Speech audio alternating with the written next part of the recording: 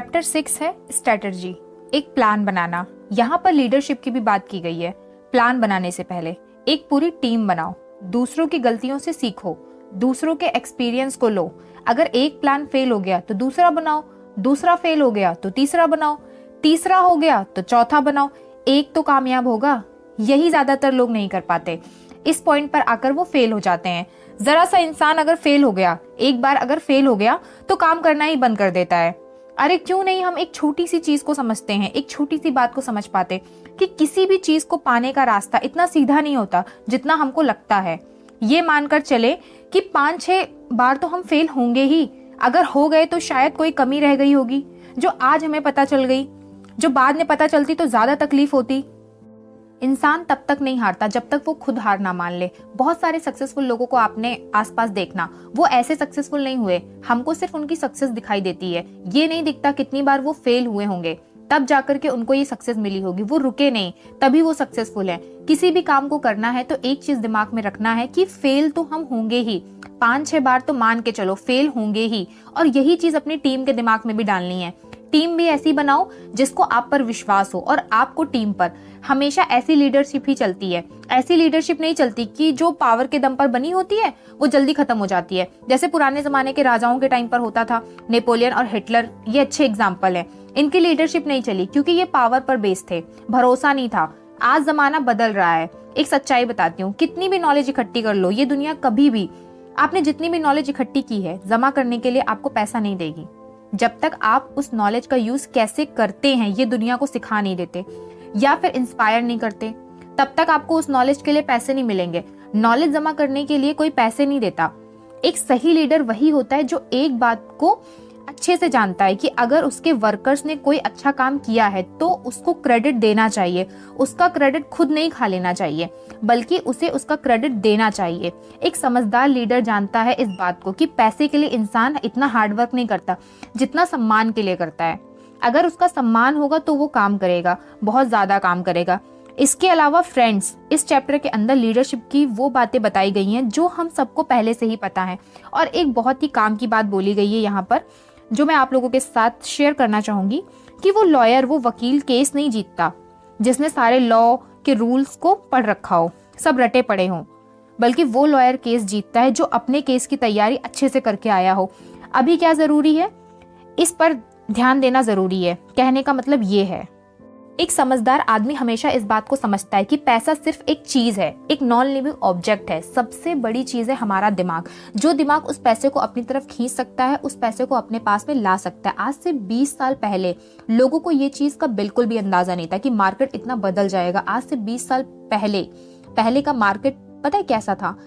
चीजें ऐसे बेची जाती थी, ऐसी मेंटालिटी से बेची जाती थी कि एक बार अगर चीजें अगर बिक गई उसके बाद हमारा कोई लेना देना नहीं है। ग्राहक जाने, कस्टमर जाने, उसका काम जाने। लेकिन आज चीजें बदल गई हैं। ग्राहक का विश्वास जीतना बहुत जरूरी है, फिर ही काम बनेगा। लोग इसी चीज को समझने में अनसक्सेसफुल रहते हैं। उसका रीजन क्या है? यहाँ पर कुछ रीजन बताए गए हैं।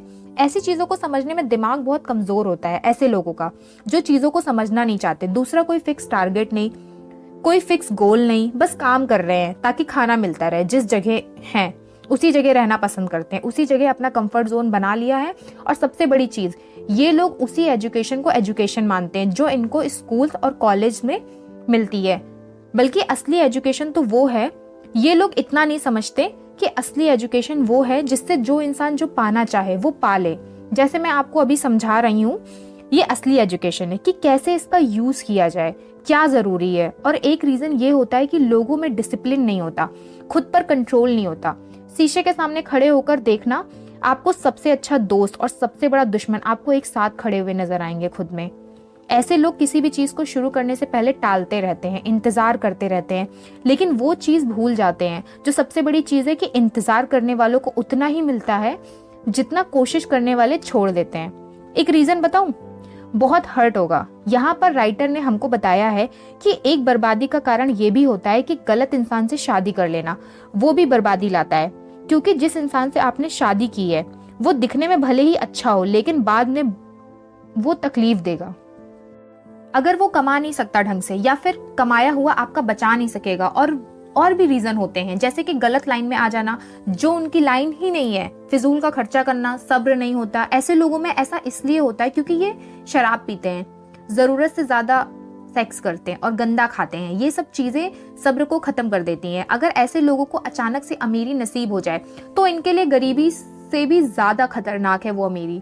अब यहाँ पर राइटर बड़े कमाल की बात बोलते हैं, उसको गौर से सुनना। यहाँ पर राइटर बोलते हैं कि हम अमेरिका जैसी कंट्री में रहते हैं जहां पर आपको इतनी सारी छूट मिलती है, सोचने की छूट, काम करने की छूट, जो पहनना है वो पहनने की छूट। किसी दूसरे देश में इतनी छूट आपको नहीं मिलेगी। कुछ भी खाओ, पहनो, कहीं भी जाओ, यहाँ तक कि अमेरिका के प्रेसिडेंट बनने का भी सपना देख लो चाहो तो, वो भी छूट है, कहीं नहीं मिलेगी इतनी छूट। तो ये छूट किस वजह से, कैसे मिली अमेरिका को इतनी छूट, वही समझते हैं यहाँ पर। और वो ये भी बोलते हैं, जो आदमी ये बोलते हैं कि मुझे पैसे में कोई इंटरेस्ट नहीं है, तो वो कितना बड़ा दोगला है यहाँ पर, यहाँ पता चलेगा आपको।